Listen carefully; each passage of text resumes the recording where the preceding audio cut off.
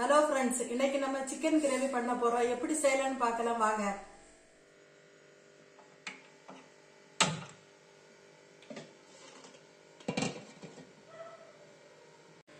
ஒரு ஸ்பூன் தேங்காய் எண்ணெய்,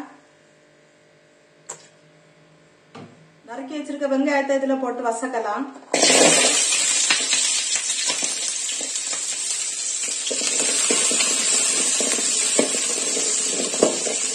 நல்லா வதங்கி பொன்னிறமா வாரம் வரைக்கும் நம்ம இதை நல்லா வதக்கி எடுக்கணும். இருக்க பூண்டு அதனோட மிக்ஸ் பண்ணுவோம்.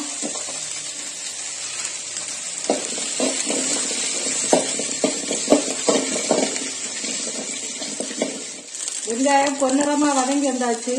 இனி நம்ம இதோட கறிவேப்பிலை போட்டுடலாம்.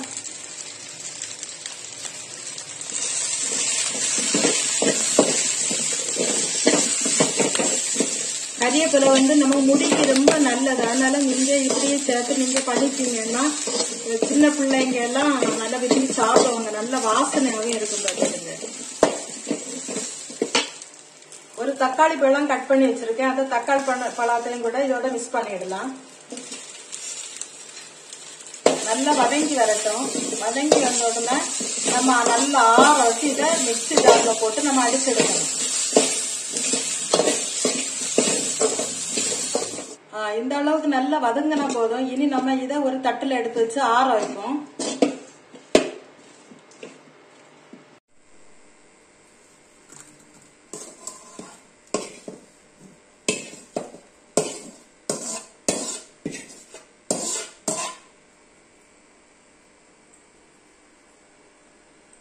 அதே சட்டியில ஒரு ஸ்பூனு தேங்காய் எண்ணெய் ஊற்றணும்.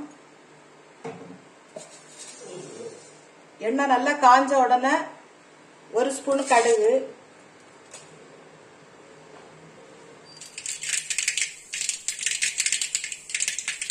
கறிவேப்பிலை, அரைச்சு வச்சிருக்க இஞ்சி பூண்டு விழுது,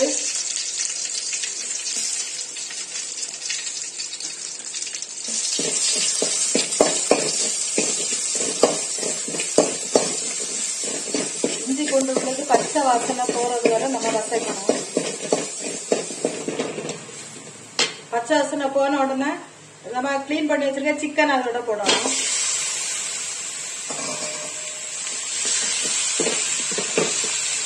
சிக்கனை போட்டுட்டு நம்ம தேங்காய் பால் எடுத்து வச்சிருக்கோம். அந்த தேங்காய் பாலை இதோட ஊற்றணும்.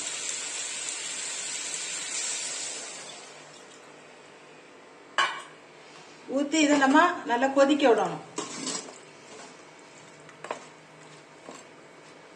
ஒரு ஸ்பூன் உப்பு,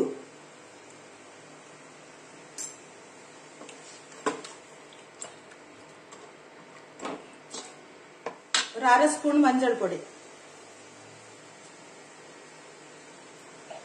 இவ்வளவு போட்டு நல்லா வேகட்டும். வேக விடுவோம். அதுக்குள்ள நம்ம எடுத்து வச்சிருந்த அந்த பூண்டு உள்ளி இதெல்லாம் போட்டு வசக்கி வச்சிருந்தோம்ல, அதை நம்ம இப்போ மிக்சியில போட்டு அடிச்சு எடுத்துட்டு வருவோம்.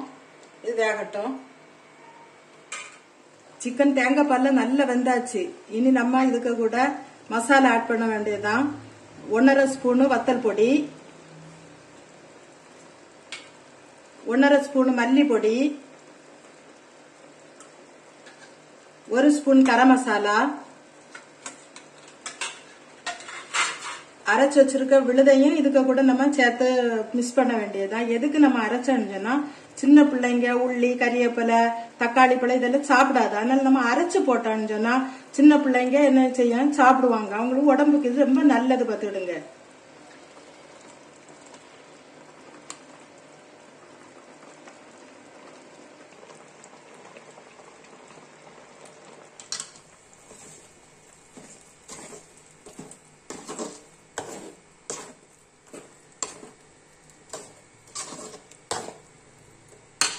இதுக்கு கூட ஒரு கப்பு தண்ணி கூட ஊத்தலாம்.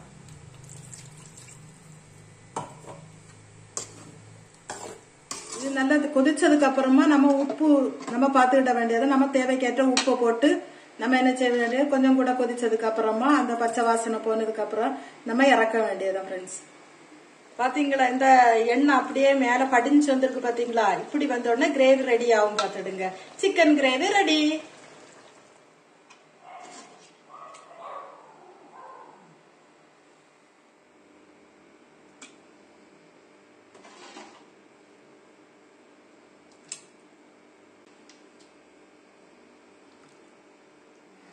சிக்கன் கிரேவி ரெடி பண்ணியாச்சு. இதே போல நீங்கள் உங்க வீட்டுல செய்து பார்த்து தின்னுங்க. தின்னுட்டு எப்படி இருக்குன்னு சொல்லி எனக்கு கமெண்ட்ல சொல்லுங்க. ஓகேவா?